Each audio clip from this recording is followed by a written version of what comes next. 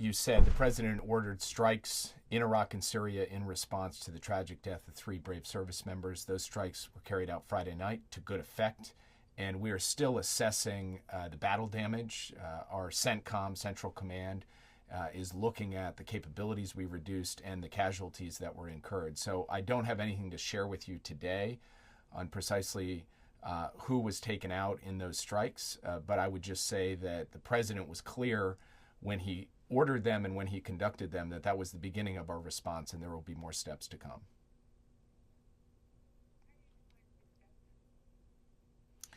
Well, we're going to continue, as we have, to take action when Americans are attacked. When we're attacked in Iraq and Syria, we'll respond.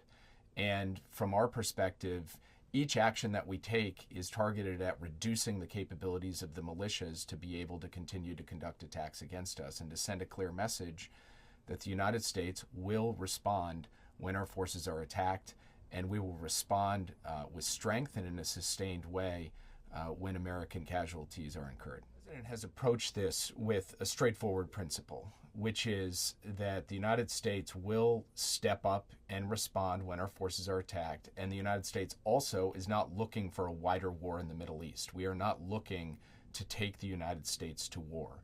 So we are going to continue to pursue a policy that goes down both of those lines simultaneously, that responds with force and clarity, as we did on Friday night, but also that continues to hew to an approach that does not get the United States pulled into a war that we have seen too frequently in the Middle East. Past presidents have had to deal with a significant number of American casualties and American deaths in the Middle East because of war. This president is looking to defend our interests and to defend our troops. That's what he's going to continue to do going forward. What it means is that we will take further action. I'm not going to obviously describe the character of that action because I don't want to telegraph our punches, but there will be further action.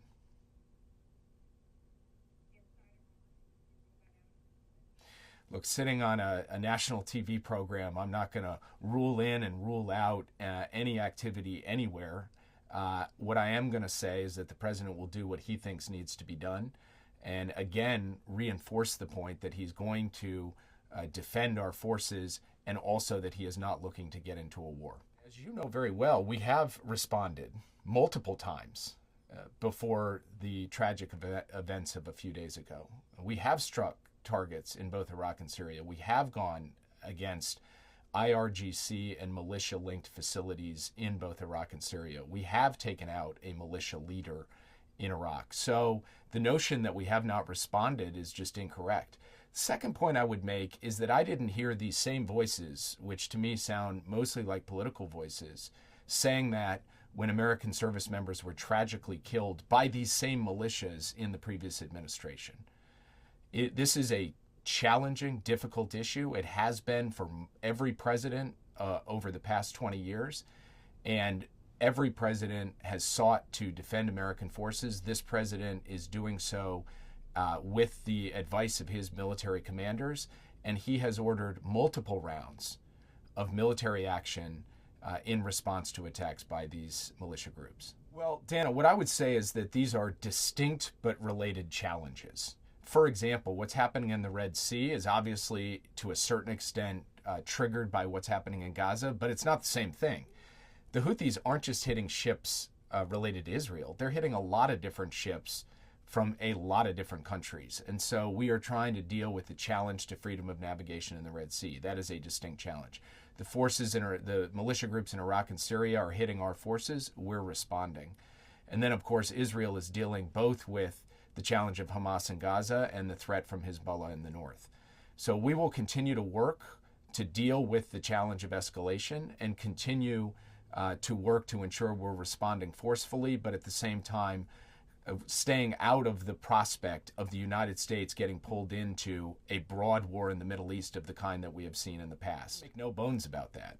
Iran has a significant and pernicious responsibility for much of the instability in the Middle East, and that has to be factored into how we approach everything that we're doing and how Israel has to approach everything it's doing.